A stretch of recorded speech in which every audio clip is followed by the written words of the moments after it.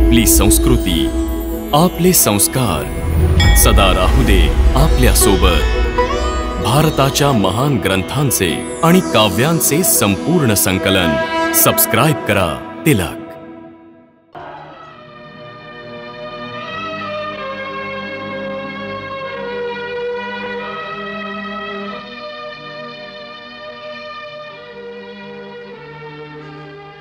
हे आपण काय केलं करुणानिधान?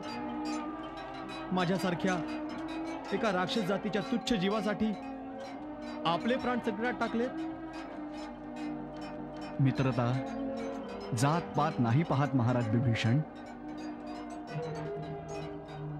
ज्याला मित्र समजाल त्याचं संकट आपल्यावर घेणं हाच धर्म आहे। दुसरं, आपण आम्हाला शरण आला आहात। शरण आलेल्या शरणागताचं रक्षण करताना जर आवश्यकता पडली तर प्राणही दिले पाहिजेत, हाच धर्म आहे। तिसरं, आम्ही आपल्याला लंकेचा राजा बनवण्याचं वचन दिलं आहे।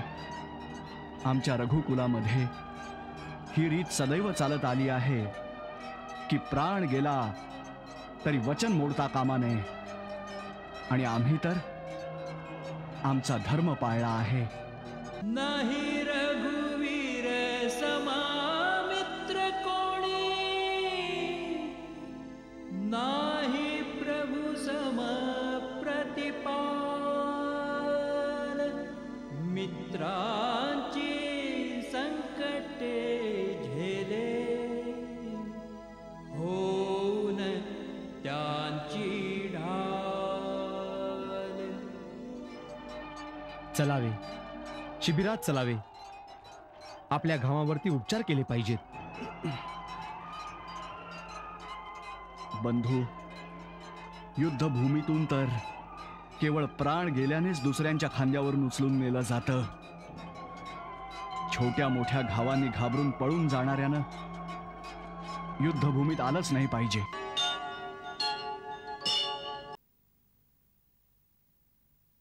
भगवान, आपण तर सरळ स्वभावाचे आहात।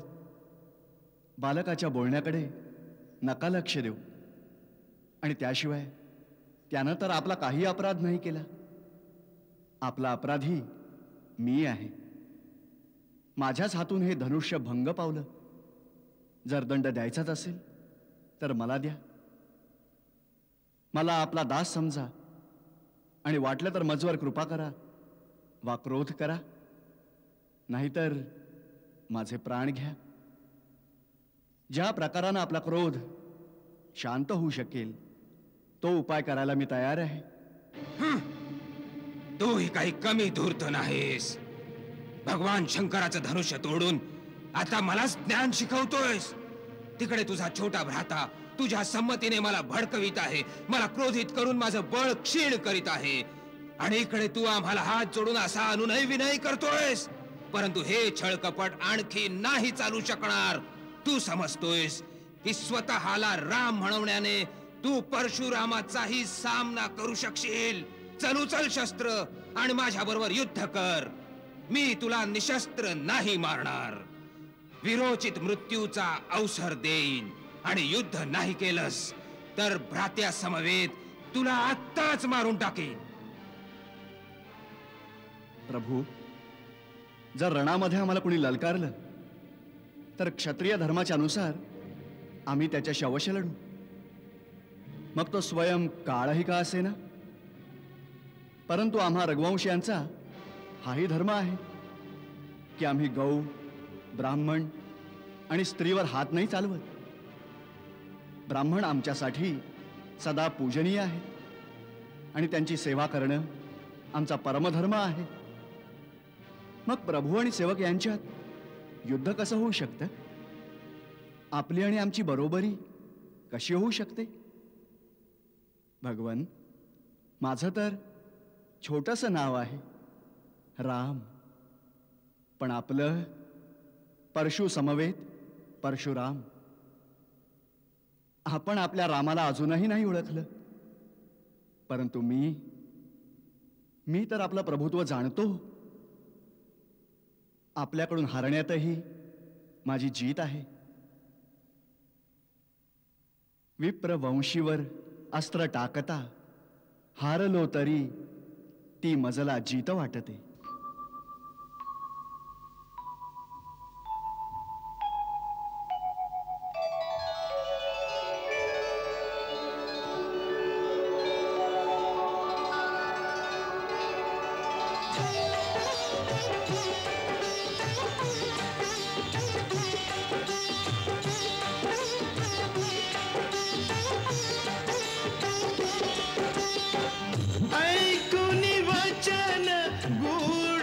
रघुपतीचे उघडे द्वार परशोधर मतीचे. राम हे धनुष्य, हे धनुष्य विष्णूने माझे पितामह महर्षी यांच्या जवळ अमूल्य ठेवीच्या रूपात ठेवले होते. जर विष्णूंच्या या धनुष्यावर तू बाणांचं संधान करू शकलास तर माझा संदेह निघून जाईल. मी तुला ओळखू शकेन.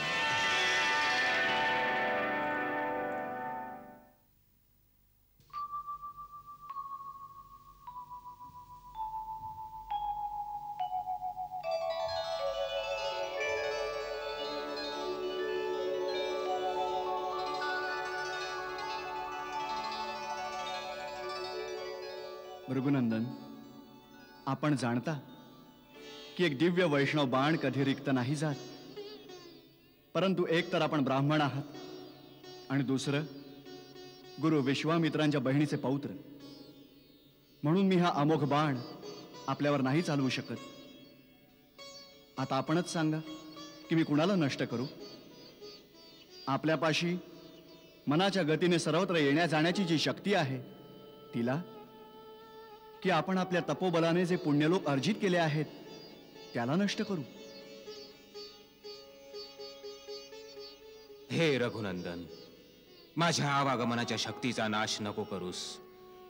कारण मी जेव्हा माझे गुरु कश्यप यांना ही सारी पृथ्वी दान केली होती तेव्हा त्यांनी मला सांगितलं होतं की आता तू माझ्या राज्यात नाही राहू शकत. तेव्हापासून मी कधीही पृथ्वीवर रात्री विश्राम नाही करी. मला रात्री महेंद्र पर्वतावर जाण्याकरता त्या शक्तीची परम आवश्यकता आहे. परंतु आपण या अमोघ बाणाने आमच्या पुण्यलोकाचा नाश करून टाका. ज्याबरोबर नाश होईल आमची कीर्ती, आमचा अहंकार आणि अहंकार जडित आमचा क्रोध. राम, यास पूर्व दिशेस सोड.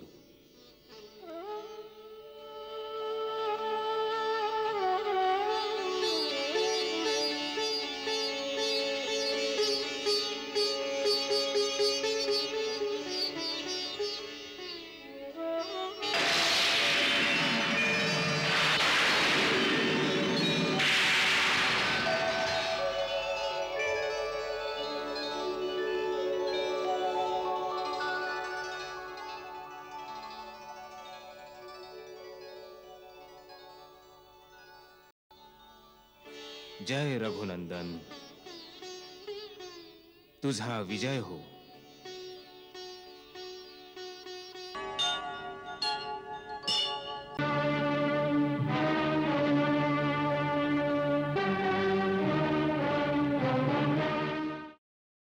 हे महासागरा, भूतकाळ साक्षी आहे. इक्ष्वाकु वंशी सदा परहितकारी बनून काही ना काही देत आले आहेत. कधीच कुणाकडून काही घेतलेलं नाही, याचना केलेली नाही. रघुवंशी रामानं आज पहिल्यांदा स्वतःच्या अधिकारानं काही मागितलं आहे. काही आशा ठेवून तुझी उपासना केली आहे. 3 दिवस विधिवत पूजा केल्यानंतरही उत्तरादाखल तू केवळ आपल्या अहंकाराचीच गर्जना करत राहिला आहेस.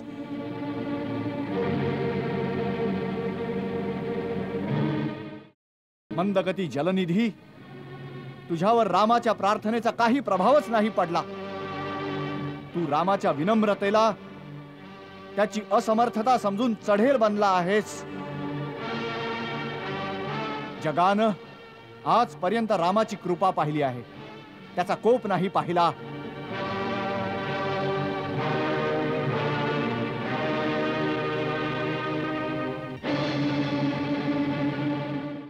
लक्ष्मण, काय?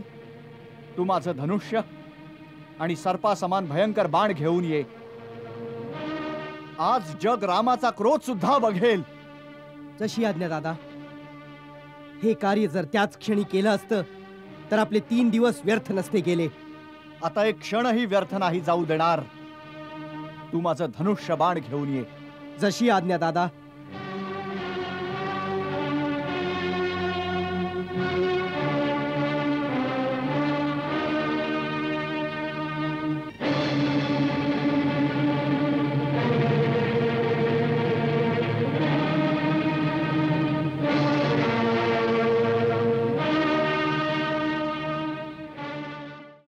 जसं मूर्खासमोर विनय दाखवणं आणि कुटील व्यक्तीवर प्रेम करणं व्यर्थ असतं, ज्याप्रमाणे मोहपाशात अडकलेल्याला ज्ञानाचा उपदेश करणं आणि नापीक धरतीमध्ये बीज लावणं विफल ठरतं, त्याचप्रमाणे तुझ्यासारख्या अहंकार्यासमोर रामाच्या विनयाचं आणि पूजेचं काहीच मोल नाही.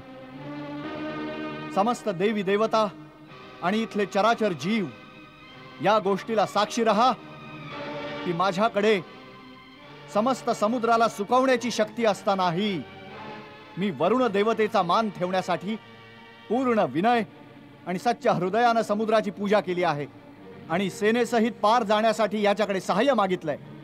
परंतु ह्या शत्रूनं माझा उपहासच केला आहे. शास्त्र तर म्हणतं, जसं केळं हे कापल्यावरच फळ देतं, त्याच प्रकारे नीच दंड केल्यावरच झुकत असतो. म्हणूनच मी ब्रह्मास्त्राचा उपयोग करून या समुद्रास पाताळापर्यंत सुकवून टाकेन. आता जलाच्या जागी इथं फक्त रेती आणि वाळूच राहील, ज्याच्यावरून माझी सगळी सेना ही आगेकूच करेल. जय ब्रह्मदेव.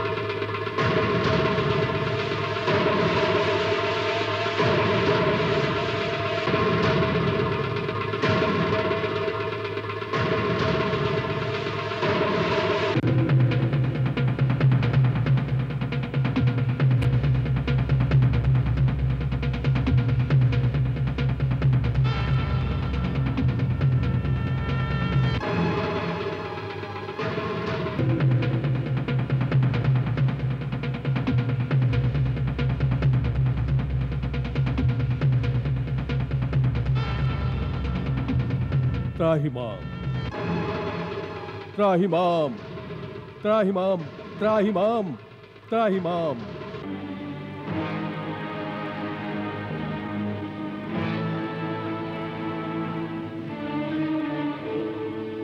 क्षमा करा प्रभू, माझे अवगुण क्षमा करा. आपली पूजा आणि विनम्रतेच्या उत्तरादाखल मी माझे स्थान सोडून आपल्याला मार्ग नाही दिला. यात अवश्य माझा दोष आहे, परंतु हा दोष तर आपणच दिलेला आहे. आपल्या प्रेरणेने मायेने निसर्गात जड चेतन सृष्टीची उत्पत्ती केली आहे. त्याने जड आणि चेतनेच्या भिन्न भिन्न मर्यादा आखून दिल्या आहेत. प्रभू, आम्ही 5 तत्व अर्थात आकाश, धरती, अग्नी, वायू आणि जल या सृष्टीचे मुख्य आधार आहेत. या 5हिंचे गुण, स्वभाव आणि मर्यादा आपल्या स्वीकृतीनेच निश्चित केल्या आहेत. माझ्या सहस्र तरंग उठतात, परंतु मी कधी माझ्या तटांच्या मर्यादांचं उल्लंघन नाही करत. माझा स्वभाव अक्षुब्ध आहे, परंतु आज आपल्या बाणांनी मला क्षुब्ध करून टाकलं. जल जर आपल्या मर्यादांचा भंग करेल तर आपल्या आज्ञेचं उल्लंघन होईल. आपण तर सर्व समर्थ स्वामी आहात. आपल्याला बाण सोडायची आवश्यकताही नाही. आपल्या केवळ इच्छेनेच मी सुकून जाईल आणि आपली सेना मला पार करून जाईल. परंतु भगवंत, त्याने माझा मान आणि माझी मर्यादा दोन्ही भंग पावतील. खास तत्वांमधील जरी एकाचाही अशा प्रकारे गुण आणि स्वभाव बदलून त्याची मर्यादा भंग केली तर सृष्टीच्या संतुलनात विकार उत्पन्न होईल, ज्याने या धर्तीवर विस्फोट होऊन जाईल. प्रभू, जर आपण प्रलयाआधीच प्रलय आणू इच्छिता तर आपल्याला अधिकार आहे, अन्यथा या ब्रह्मास्त्रापासून माझे रक्षण करा. स्वामी, मी एका सेवकाप्रमाणे आपल्याला शरण आलो आहे. जसं उचित वाटेल आज्ञा द्या, मी तेच करीन. माझं रक्षण करा अथवा दंड द्या. आमचं तुझ्या बोलण्यानं समाधान झालं आहे. आम्ही तुझी मर्यादा भंग नाही करणार, परंतु आम्हाला तो मार्ग सांग ज्यानं आमची सेनाही त्या तीरावर पोचेल आणि सागराची मर्यादाही टिकेल. नाथ, यावर मार्ग तर फार सोपा आहे. आपल्या सेनापतींमध्ये नल नील नावाचे 2 भाऊ आहेत. बालपणी ते खूप खोडकर बालक होते. ते ऋषींचं सामान उचलून नदीमध्ये फेकून द्यायचे, ज्यामुळे दुःखी होऊन एकदा एका सिद्ध ऋषीने त्यांना शाप दिला की ते आपल्या हातांनी जे काही सामान उचलून पाण्यामध्ये टाकतील ते कधीच बुडणार नाही. आज तो शाप आपल्या कामी येईल. नल विश्वकर्माचा औरस पुत्र आहे. त्याला शिल्पकला येते.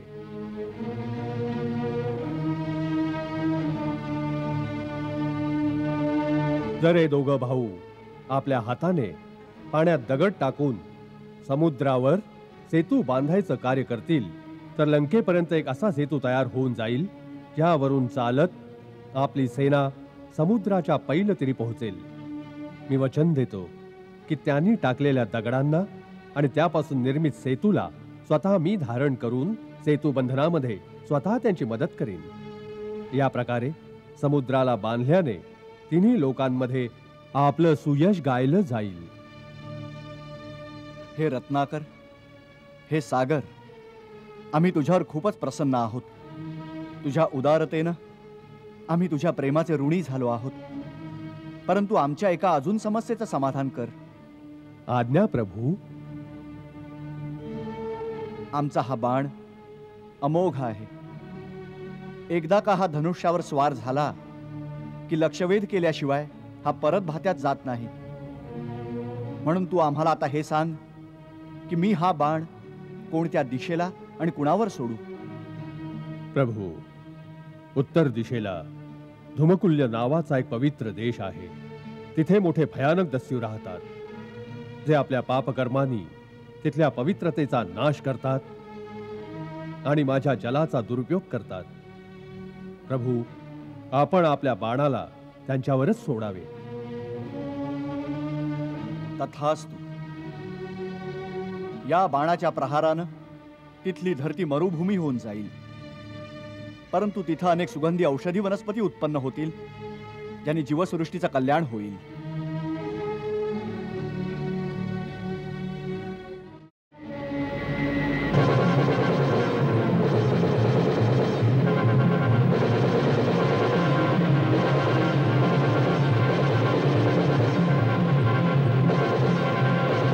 आता मला आज्ञा द्या अयोध्यानाथ.